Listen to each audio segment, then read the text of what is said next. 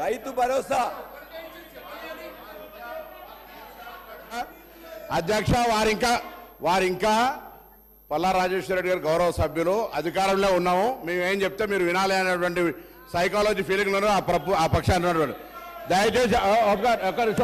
దయచేసి మనసు మార్చుకోండి మైండ్ సెట్ మార్చుకోండి మైండ్ సెట్ మార్చుకోవాల్సిన అవసరం ఉంది అలా నిన్నటి దాకా 10 ఏళ్ళ అధికారంలో ఉన్న వీళ్ళు ఆర్టీసీకి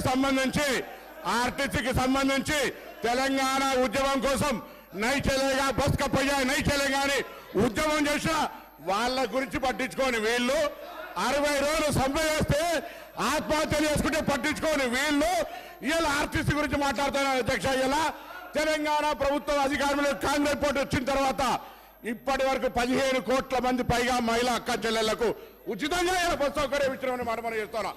535 కోట్ల రూపాయల విలువ కలిగేటువంటి బస్ ఫేర్స్ ను ప్రభుత్వం భరించింది అధ్యక్ష. ఇలా వీళ్ళు మాట్లాడుతూ ఉన్నారు. పెద్దలు గౌరవ మాజీ మంత్రి హరీష్ రావు గారు అనాలోచిత డిమాండ్ 15,000 ఆటోకి ఇవ్వాలంట నెలకు. మీరేమిచ్చారు? 1000 రూపాయలని ఇచ్చిందా? ఒకవైపు ఆటో పన్ను రద్దు చేస్తున్నామని ఛానళ్ల పేరు మీద 1000 రూపాయలు వీపులు కొట్టిన ఆటో కార్మికుల దగ్గర పోయి మాట్లాడదాం.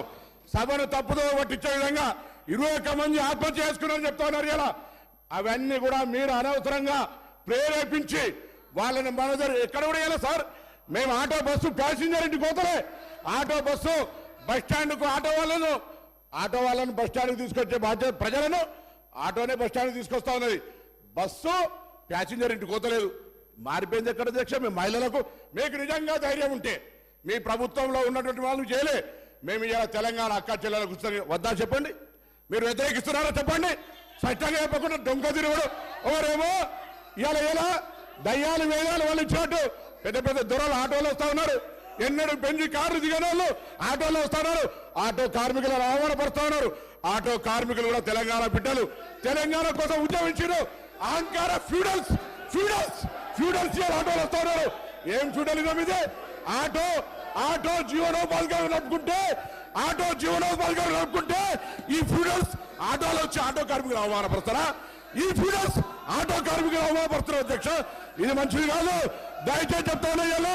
ఇలా తాపక గారు కూడా ఆర్టీసీకి సంబంధించి ప్రక్షాళన చేస్తాం అధ్యక్ష. తమ బంధువులు అని చెప్పుకొని ఎగ్జిక్యూటివ్ రిటైర్డ్ డైరెక్టర్లు 4 సంవత్సరాలు ఎండి పెట్టి అధ్యక్ష. ఎగ్జిక్యూటివ్ డైరెక్టర్ రిటైర్మెంట్ అయిన 4 సంవత్సరాలు ఎండి ఆటో 60 రోజులు సమ్మె చేస్తే పట్టించుకునే వాళ్ళు వీళ్ళు మా గురించి మాట్లాడేది.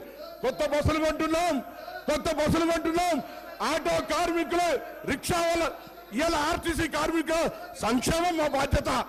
ఆర్టీసీ కార్మికులకు 2013లో ఉన్న బాండ్స్ ఇలా మా ప్రభుత్వం ఆలోచన చేస్తుంది అధ్యక్ష. అందుకే దయచేసి సభను తప్పుదో పట్టించేదిగా ఆటో కార్మికులు రెచ్చగొట్టే విధంగా మాట్లాడే మాటలు అలో చేయదని గౌరవ సభ దృష్టి కోరుతా ఉన్నాను. పల్లా రాజేశ్వర రెడ్డి గారు.